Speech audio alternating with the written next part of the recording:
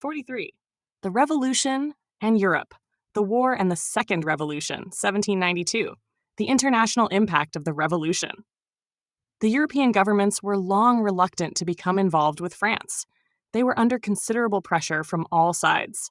On the one hand, pro-French and pro-revolutionary groups appeared immediately in many quarters. The doctrines of the French Revolution, as of the American, were highly exportable. They took the form of a universal philosophy, proclaiming the rights of man regardless of time or place, race or nation. Moreover, depending on what one was looking for, one might see in the first disturbances in France a revolt of either the nobility, the bourgeoisie, the common people, or the entire nation. In Poland, those who were trying to reorganize the country against further partition hailed the French example. The Hungarian landlords also pointed to it in their reaction against Joseph II. In England, for a time, those who controlled Parliament complacently believed that the French were attempting to imitate them. But it was the excluded classes of European society who were most inspired. The hard-pressed Silesian weavers were said to hope that the French would come. Strikes broke out at Hamburg, and peasants rebelled elsewhere. One English diplomat found that even the Prussian army had a strong taint of democracy among officers and men.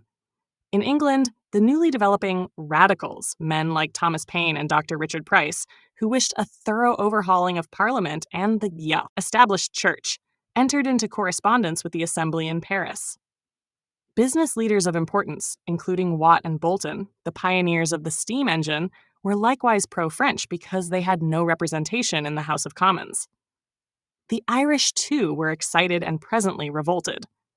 Everywhere the young were aroused, the young Hegel in Germany, or the young Wordsworth in England, who later recalled the sense of a new era that had captivated so many spirits in 1789, 718. Inspiration of the Revolution. Bliss was it in that dawn to be alive, but to be young was very heaven. On the other hand, the anti-revolutionary movement gathered strength. Edmund Burke, frightened by the French proclivities of English radicals, published as early as 1790 his reflections on the revolution in France. For France, he predicted anarchy and dictatorship. For England, he sternly advised the English to accept a slow adaptation of their own English liberties. For all the world, he denounced a political philosophy that rested on abstract principles of right and wrong, declaring that every people must be shaped by its own national circumstances, national history, and national character. He drew an eloquent reply and a defense of France from Thomas Paine in The Rights of Man, an influential book that argued for the universality of inalienable human rights. Burke soon began to preach the necessity of war, urging a permanent ideological struggle against French barbarism and violence. His Reflections was translated and read throughout Europe, becoming in the long run an important work in the emergence of modern conservative thought. In the short run, it fell on willing ears. The King of Sweden, Gustavus III, offered to lead a monarchist crusade. In Russia, Empress Catherine was appalled. She forbade further translations of her erstwhile friend Voltaire. She called the French vile riffraff and brutish cannibals. And she packed off to Siberia a Russian named Radishchev, who in his voyage from St. Petersburg to Moscow pointed out the evils of serfdom. The foreign fears were heightened by plaintive messages from Louis XVI and Marie Antoinette, and by the angry émigrés who were constantly leaving France, and who were led as early as July 1789 by the king's own brother, the Count of Artois. The first émigrés were almost all nobles, and they settled in various parts of Europe where they could use their international aristocratic connections to preach a kind of holy war against the evils of revolution. They bemoaned the sad plight of the king, but what they most wanted was to get back their manorial incomes and other rights. 719 extremists among the émigrés even hinted that Louis VI himself was a dangerous revolutionary and much preferred his brother, the unyielding Count of Artois. Anti-revolutionary sentiment. In short, Europe was soon split by a division that overran all frontiers. The same was true also in the wider Atlantic world. In the United States, the rising party of Jefferson was branded as Jacobin and pro-French, that of Hamilton as aristocratic and pro-British, while pro-revolutionary and anti-revolutionary groups fell into violent conflicts within the French Caribbean colony at Saint-Domingue. A new interest in independence began to spread among some Latin Americans, including the Venezuelan Francisco de Miranda, who became a general in the French army.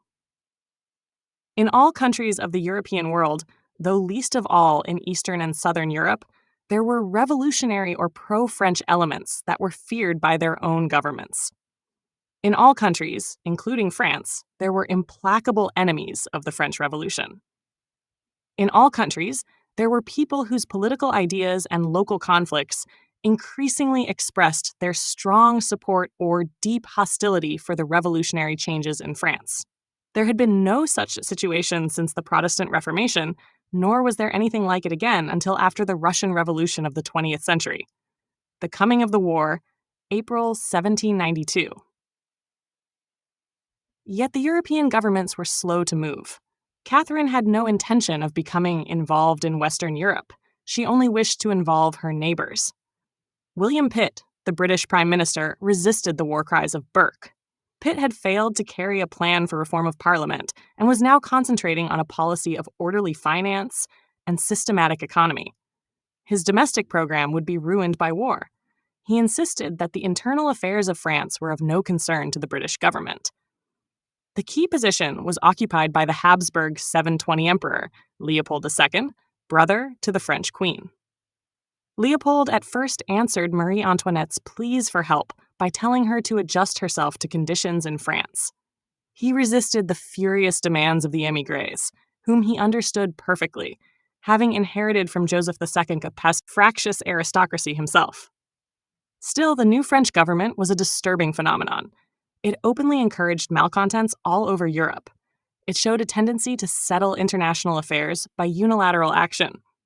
For example, it annexed Avignon at the request of local revolutionaries, but without the consent of its historic sovereign, the Pope.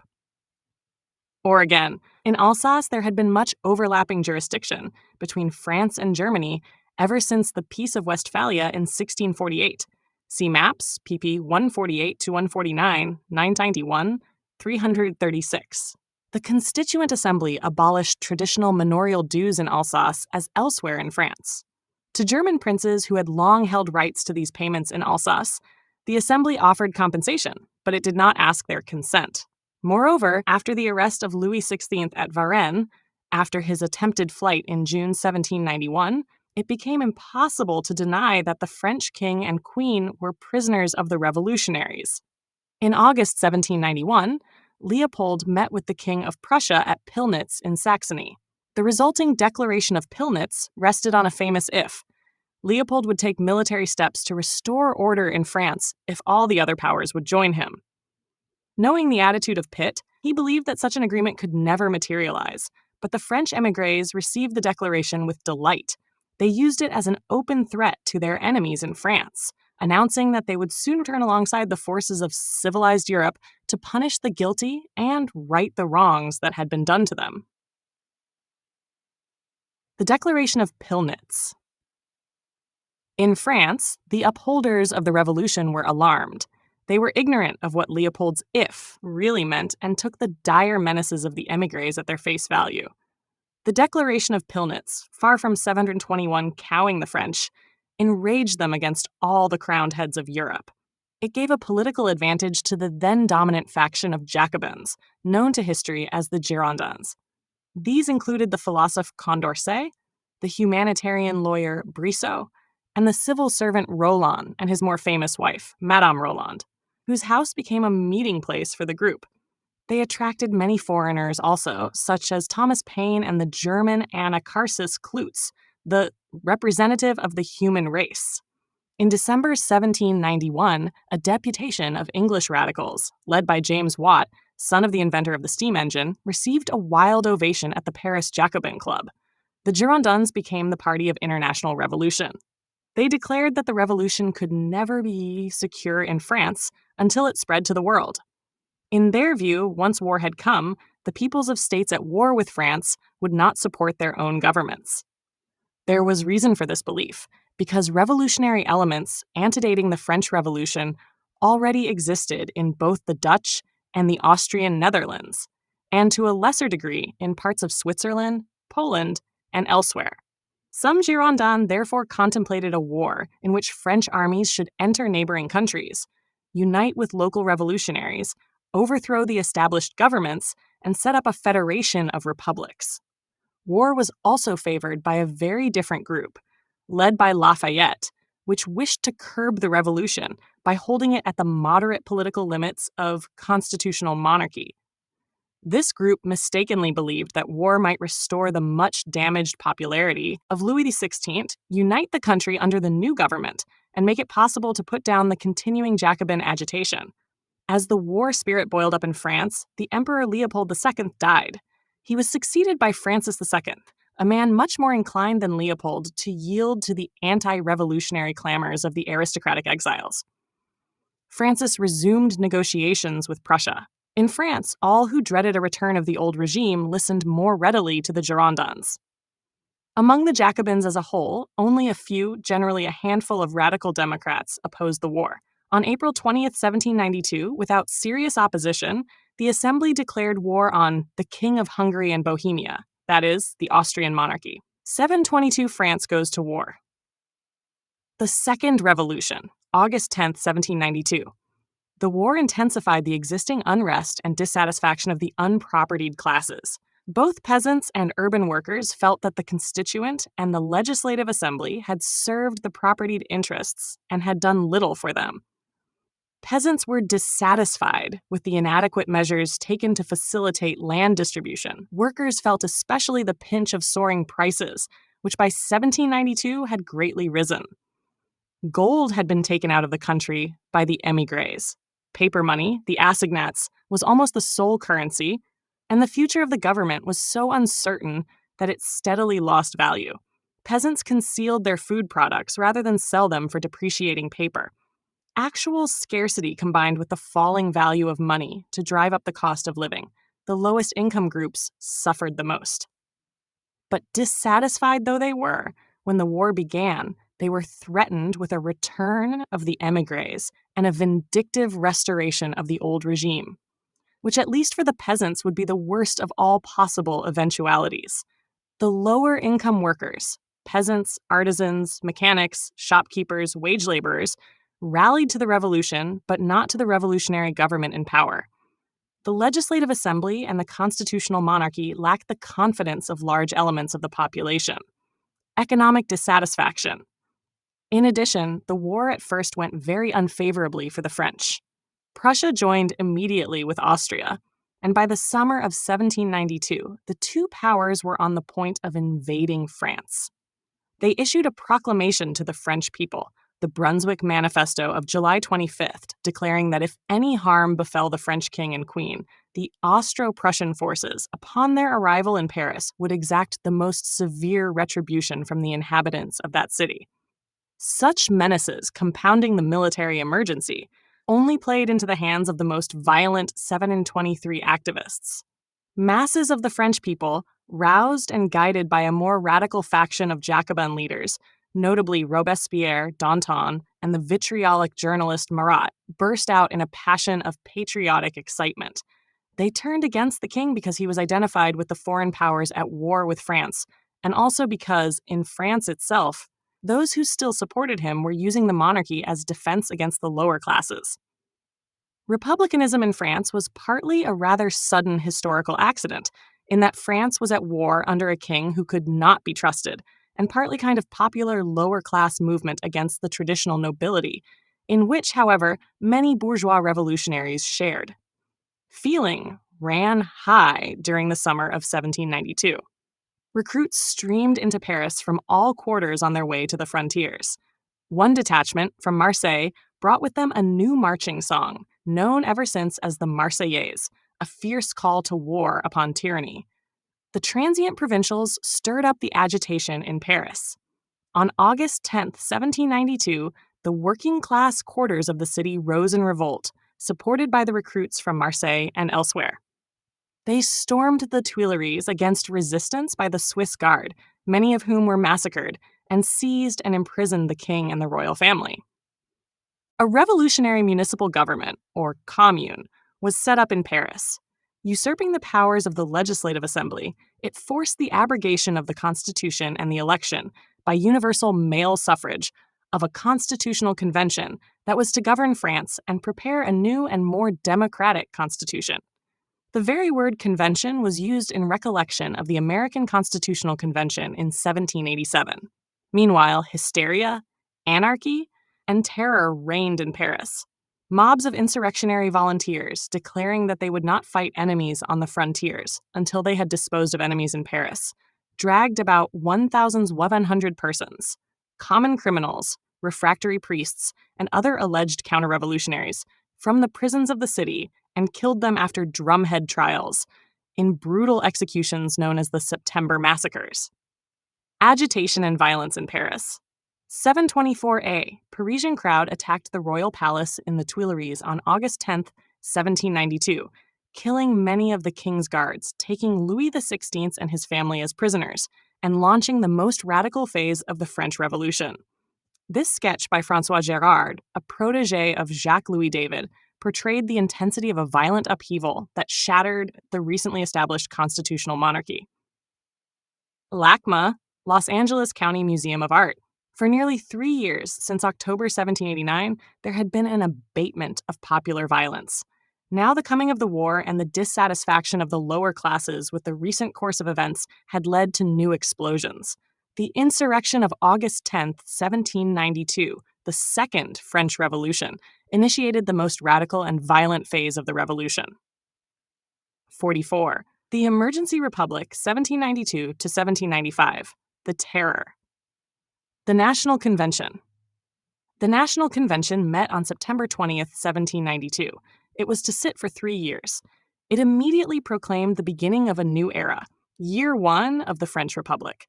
The disorganized French armies, also on September 20th, won a great moral victory in the Cannonade of Valmy, a battle that was hardly more than an artillery duel, but which induced the Prussian commander to give up his march on Paris. The French soon occupied the Austrian Netherlands, modern Belgium, the Savoy region near the Swiss-Italian border, which belonged to the King of Sardinia, who had joined with the Austrians, and Mainz and other cities on the 725 German left bank of the Rhine. Revolutionary sympathizers in these places appealed for French aid. The National Convention decreed assistance to all peoples wishing to recover their liberty. It also ordered that French generals in the occupied areas should dissolve the old governments, confiscate government and church property, abolish tithes, hunting rights, and seigneurial dues, and set up provisional administrations. Thus, revolution spread in the wake of the successful French armies. Spread of the revolution. The British and Dutch now prepared to resist. Pitt, still insisting that the French might have any domestic regime that they chose, declared that Great Britain could not tolerate the French occupation of the nearby Austrian Netherlands. The British and Dutch began conversations with Prussia and Austria, and the French declared war on them on February 1st, 1793. Within a few weeks, the Republic had annexed Savoy and Nice, as well as the Austrian Netherlands, and had much of the German Rhineland under its military government. See map P 414. Meanwhile, in Eastern Europe, while denouncing the rapacity of the French Jacobins, the rulers of Russia and Prussia, as we have seen, came to an arrangement of their own, each appropriating a portion of Poland in the Second Partition in January 1793. The Austrians, excluded from this Second Partition, became anxious about their interests in Eastern Europe. The infant French Republic, now at war with all Europe, was saved by the weakness of the coalition, for Britain and Holland had no land forces of consequence, and Prussia and Austria were too jealous of each other, and too preoccupied with Poland to commit the bulk of their armies against France. In the convention, all the leaders were Jacobins, but the Jacobins were again splitting. The Girondins were no longer the most advanced revolutionary group, as they had been in the earlier Legislative Assembly. Beside the Girondins appeared a new group, whose members preferred to sit in the highest seats in the hall, and therefore were dubbed the 726 Mountain in the political language of the day.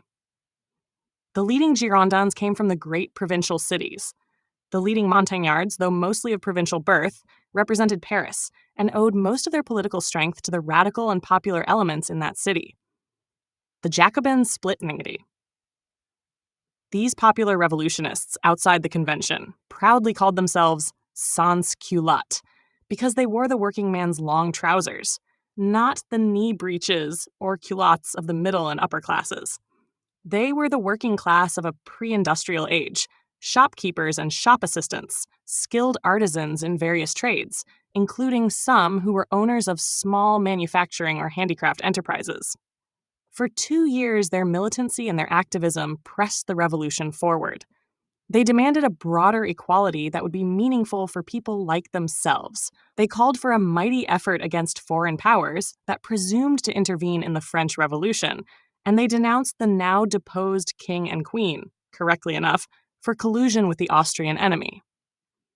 The sans-culottes feared that the convention might be too moderate.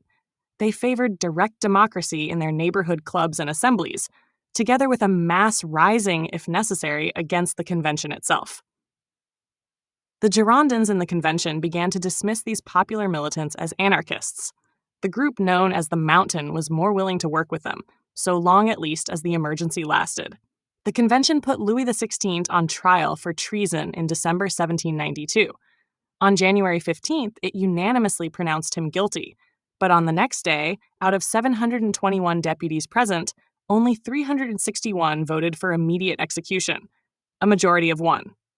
Louis XVI died on the guillotine forthwith. The 361 deputies were henceforth branded for life as regicides. Never could they allow, in safety to themselves, a restoration of the Bourbon monarchy in France. The other 360 deputies were not similarly compromised.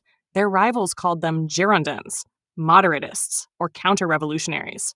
All 727 who still wanted more from the revolution, or who feared that the slightest wavering would bring the Allies and the émigrés into France, now looked to the mountain wing of the Jacobins. The execution of the king. Background to the terror. In April 1793, the most prominent French general, Dumouriez, who had won the victories in the Austrian Netherlands 5 months before, defected to Austria. The Allied armies now drove the French out of this strategic borderland territory and again threatened to invade France. Counter-revolutionaries in France exulted. From the revolutionaries went up the cry, "We are betrayed." Prices continued to rise, the currency fell, food was harder to obtain, and the working classes were increasingly restless. The sans-culottes demanded price controls, currency controls, rationing, legislation against the hoarding of food, and requisitioning to enforce the circulation of goods. They denounced bourgeois traders as profiteers and exploiters of the people. While the Girondins resisted, the Mountain went along with the sans-culottes, partly from sympathy with their ideas, partly to win mass support for the war, and partly as a maneuver against the Girondins. On May 31st, 1793, the Commune of Paris, under pressure from the sans-culottes, assembled a host of demonstrators and insurrectionists who invaded the convention and forced the arrest of the Girondin leaders. Other Girondins fled into hiding, including Condorcet, who wrote his famous book Sketch for a Historical Picture of the Progress of the Human Mind, before he was captured and put in prison, where he soon died. The Mountain now ruled in the convention, but the convention itself ruled very little. Not only were the foreign armies and the émigrés bent on destroying the convention as a band of regicides and social incendiaries, but the authority of the convention was also widely repudiated within France itself. In the West, in the Vendée, the peasants had revolted against military conscription, and their spreading rebellion was strongly 728 encouraged by refractory priests, British agents, and royalist emissaries of the Count of Artois. The great provincial cities, Lyons, Bordeaux, Marseille, and others, had also rebelled, especially after the fugitive Girondins reached them. These federalist rebels demanded a more federal or decentralized republic, like the Vendéans, with whom they had no connection. They objected to the ascendancy of Paris, having been accustomed to more regional independence under the old regime. These rebellions became counter-revolutionary because all sorts of foreigners, royalists, émigrés, and clericals streamed in to assist them. The convention had to defend itself against extremists of the left as well. To the mass action of the sans-culottes were now added the voices of even more excited militants called enragés. Various organizers, enthusiasts, and neighborhood agitators declared that parliamentary methods were useless. Generally, they were men outside the convention, and also women, for women were particularly sensitive to the crisis of food shortage and soaring prices. And an organization of revolutionary Republican women helped to mobilize the sans-culottes in 1793 until the suppression of women's political clubs. All such activists worked through units of local government in Paris and elsewhere, as well as in thousands of popular societies and provincial clubs throughout the whole country. They also formed revolutionary armies, semi-military bands that scoured the rural areas for food, denounced suspects, and preached revolution. The Convention under Attack 729A wave of popular violence in Paris in 1792 led to the proclamation of a new French Republic. Angry crowds pulled down the symbols of the monarchical old regime, including this statue of Louis XIV. Time Life Pictures, Getty Images. Although no single leader ever controlled the Revolutionary Convention in 1793 to 94, Maximilien Robespierre, pictured here during the first year of the Revolution, became the most influential Jacobin leader, the determined advocate for a republic of virtuous citizens, and a key member of the Convention's Committee of Public Safety during the Reign of Terror. Library of Congress Prints and Photographs Division, LCUSZ2-3607. 730 as for the convention. While it cannot be said to have had any commanding leaders, the program it followed for about a year was on the whole that of Maximilien Robespierre, himself a Jacobin, but not one to go along forever with popular revolution or anarchy. Robespierre is one of the most argued about and least understood figures in history. Persons accustomed to stable conditions and governing institutions condemn him as a bloodthirsty fanatic, dictator, and demagogue. Others have considered him an idealist, a visionary, and an ardent patriot whose goals and ideals were at least avowedly democratic.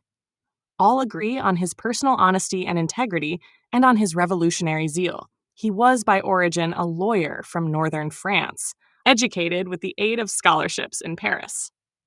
He had been elected in 1789 to sit for the Third Estate in the Estates General, and in the ensuing Constituent Assembly played a minor role, though calling attention to himself by his views against capital punishment and in favor of universal suffrage.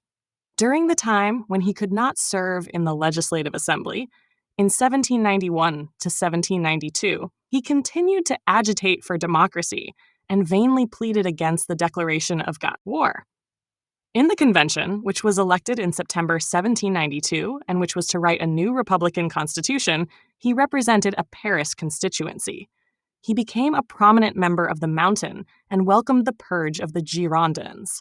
He had always kept free of the bribery and graft in which some others became involved, and for this reason was known as the Incorruptible. He was a great believer in the importance of virtue, a term that the philosophies had used in a specialized way.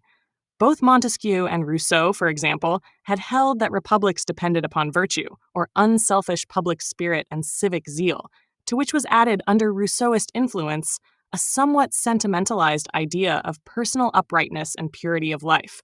Robespierre was determined, in 1793 and 1794, to bring about a democratic republic made up of good, virtuous, and honest citizens. Robespierre. The Program of the Convention, 1793 to 1794. The Terror, 731.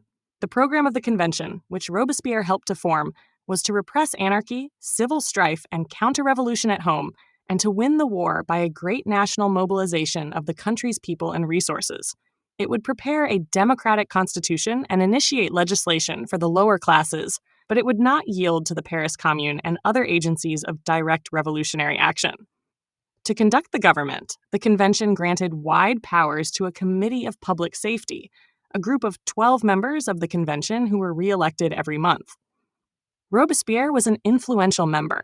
Others were the youthful Saint Just, the militant lawyer Couthon, and the army officer Carnot, organizer of victory. To repress the counter-revolution, the convention, and the Committee of Public Safety set up what is popularly known as the Reign of Terror. Revolutionary courts were instituted as an alternative to the lynch law of the September massacres. A Committee of General Security was created as a kind of supreme political police. Designed to protect the Revolutionary Republic from its internal enemies, the terror struck at those who were in league against the Republic and at those who were merely suspected of hostile activities. Its victims ranged from Marie Antoinette and other royalists to numerous early supporters of the Revolution, including the Girondin leaders and women such as Olympe de Gouges. Before the year 1793-1794 was over, some of the old Jacobins of the Mountain who had helped inaugurate the Terror also went to the guillotine. The Reign of Terror. Many thousands of people died in France at the height of the Revolution. Most deaths were in places that had openly revolted against the Convention, as in the Vendée in western France. Some resulted from acts of private vengeance. But if the terror is understood to mean the official program of the government, which at one time decreed terror the order of the day, the number who died in it was not large by the brutal standards of the 20th century, in which dictatorial governments, 732, attempted to wipe out not only their political opponents, but whole social classes or ethnic groups. About 40,000 persons perished in the terror thus defined, and many more were temporarily imprisoned. The guillotine became the dreaded symbol of the terror, especially in Paris, but more persons were actually put to death by other methods. About 8% of the victims of the official terror were nobles, but nobles as a class were not molested unless suspected of political agitation. 14% of the victims were classifiable as bourgeois, mainly of the rebellious southern cities. 6% were clergy, while no less than 70% were of the peasant and laboring classes. A democratic republic, founded on the Declaration of the Rights of Man, was in theory to be established after the terror, and the various military campaigns had saved the revolution from its internal and external enemies. Meanwhile, however, in 1793-1794, the terror evolved into a kind of self-perpetuating revolutionary violence that was inhumane, expansive, irrational, and in some places a method for mass killings, as at Nantes, where 2,000 persons were loaded on barges and deliberately drowned. The terror left long memories in France and created much of the enduring antipathy to the revolution and to republicanism. Victims of the terror.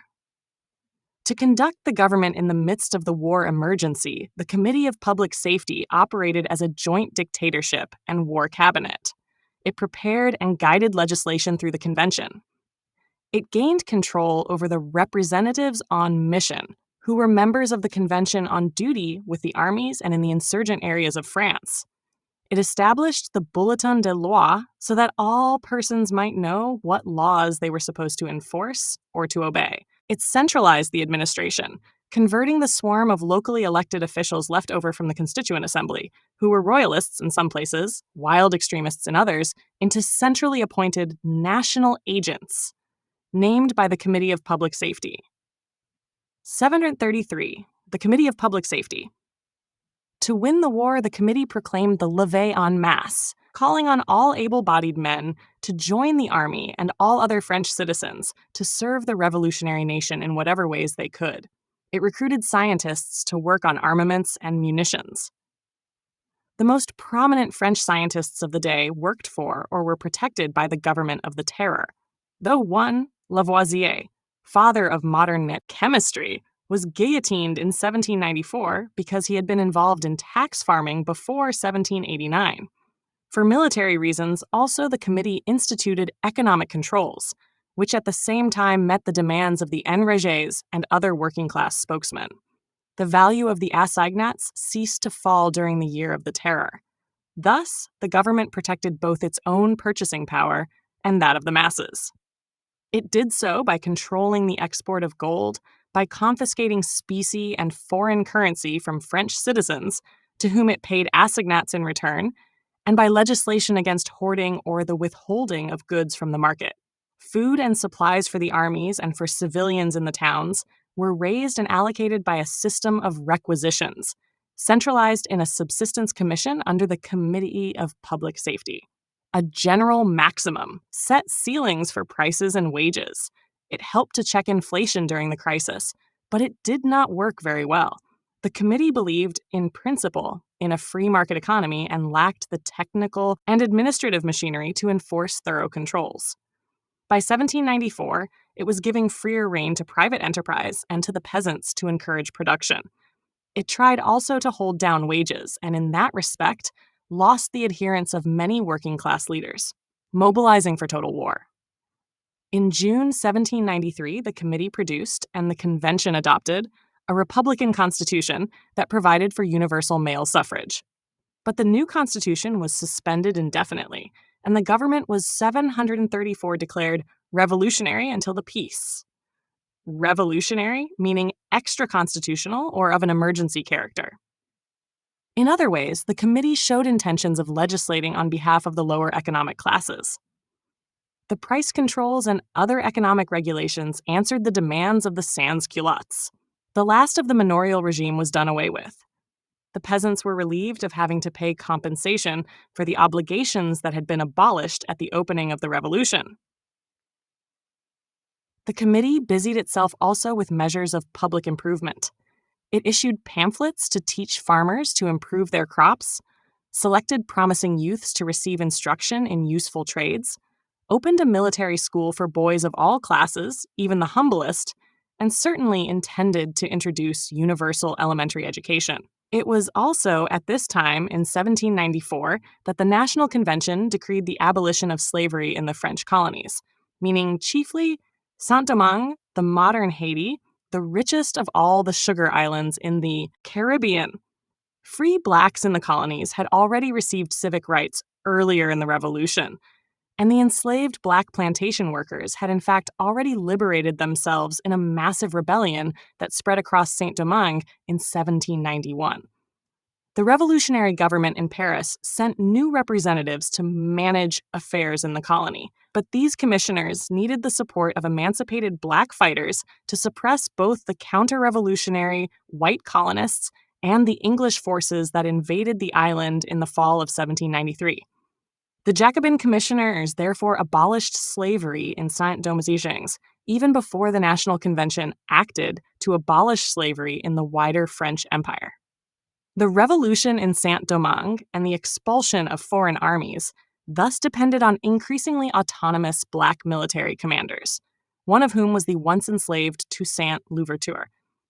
In the months after the revolutionary government's official abolition of slavery, Louverture became a general in the French army that drove the Spanish and British from Saint-Domingue. Slavery abolished in French colonies. 735.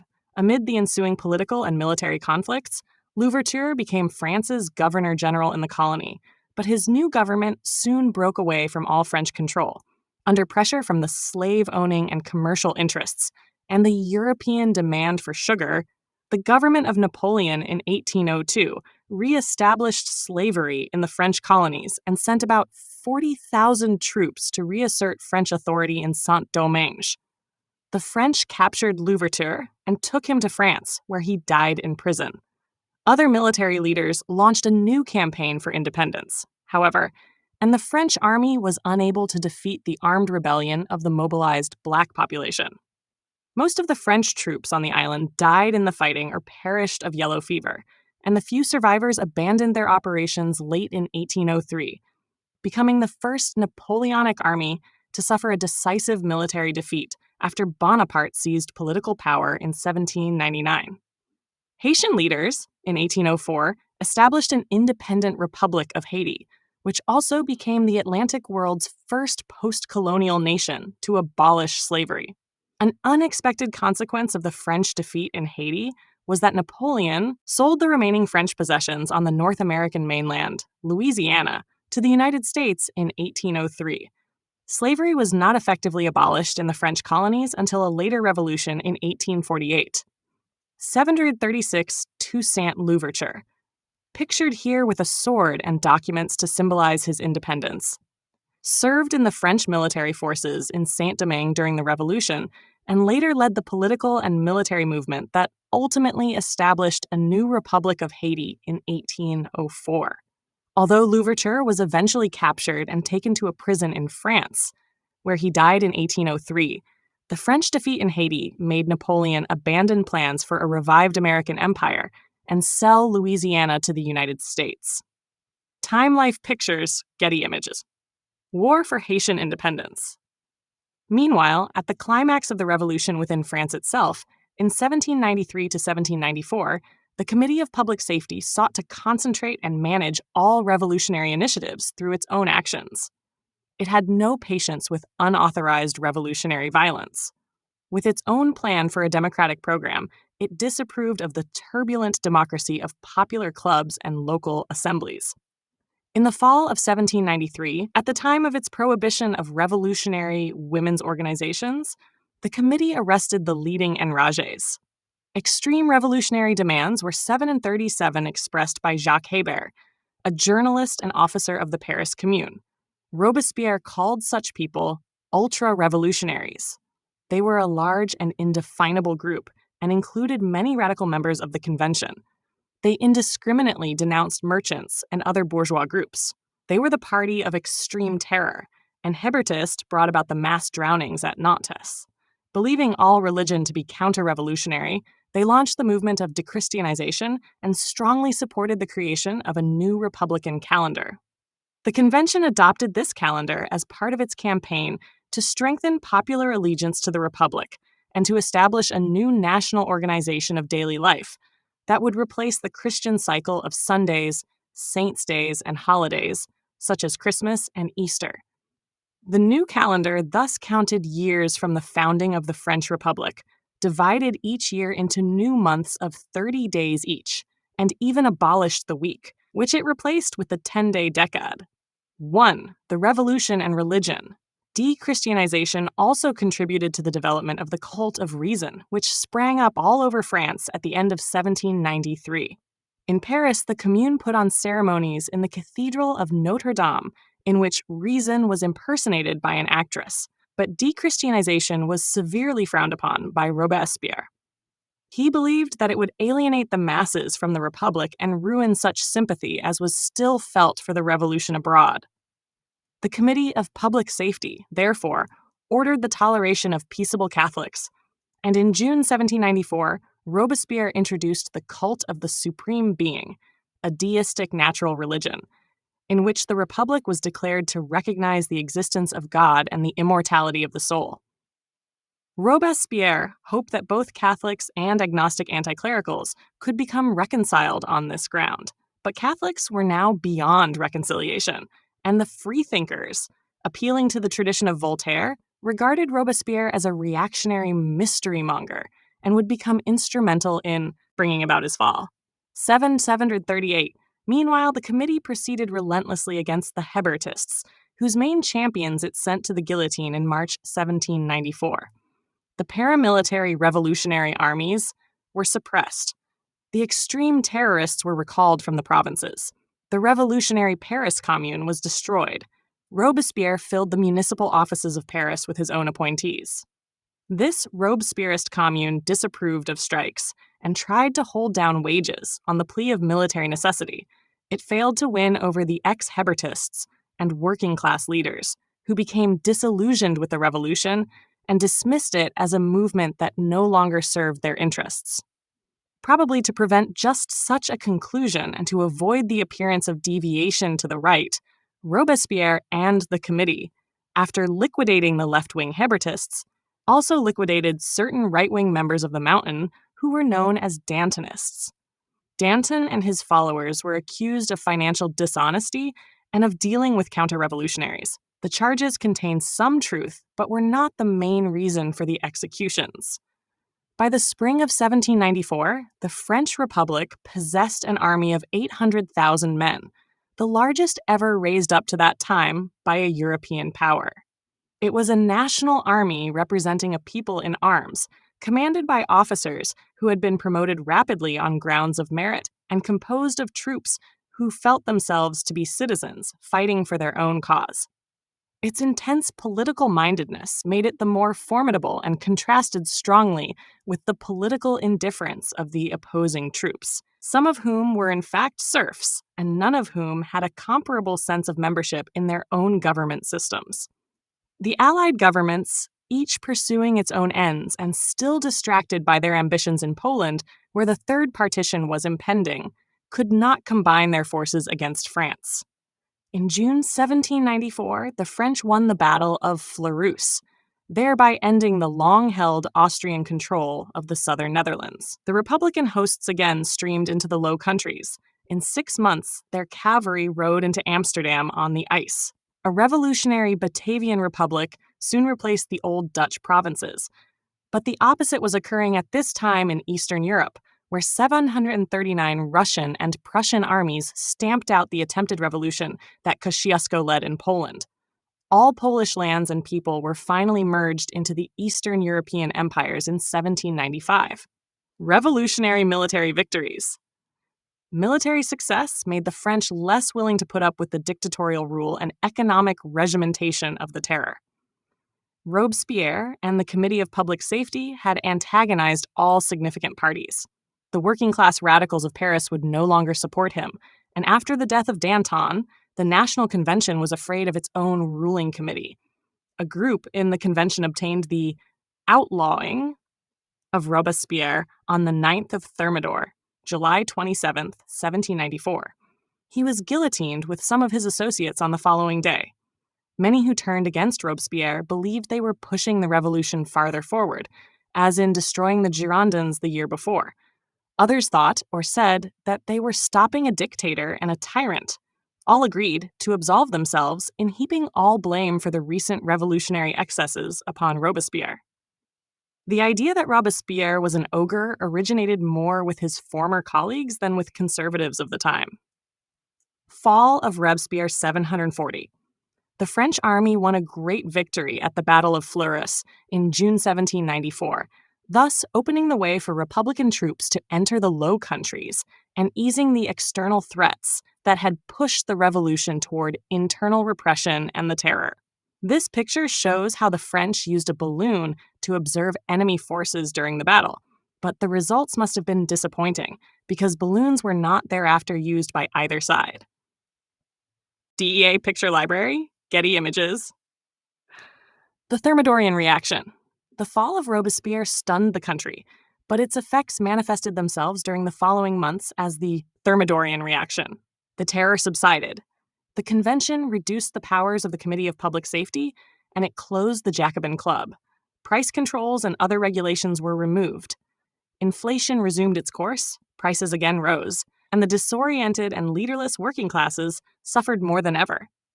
Sporadic uprisings broke out, of which the greatest was the insurrection of Prairial in the year 3, May 1795, when a mob all but dispersed the convention by force.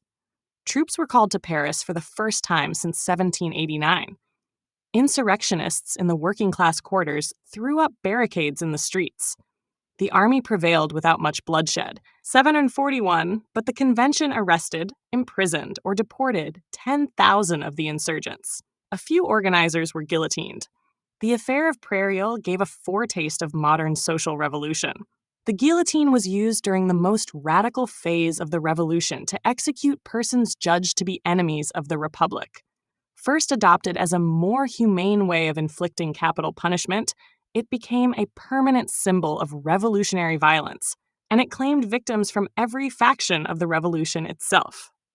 This picture illustrates the execution of Robespierre and 4 others who were denounced as conspirators against liberty and sent to the guillotine in July 1794.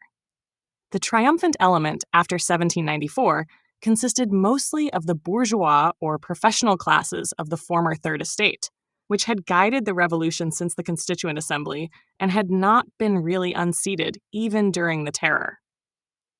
It was not mainly a bourgeoisie of modern capitalists, eager to make a financial profit by developing new factories or machinery. The main political victors after Thermidor were bourgeois in an older social sense, those who had not been nobles before 1789, yet had held secure positions under the old regime. many of them lawyers or office holders, and often drawing income from the ownership of land. There were also new elements produced by the revolution itself, parvenus and nouveaux riches, who had made money by wartime government contracts, or had profited by inflation, or by buying up former church lands at bargain prices. Such people, often joined by former aristocrats, and in reaction against Robespierrist virtue, set an extravagant and ostentatious style of living that gave a bad name to the new order. They also unleashed a White Terror, in which many ex-Jacobins were simply murdered. But the Thermidorians, disreputable though a few of them were, had not lost faith in the revolution.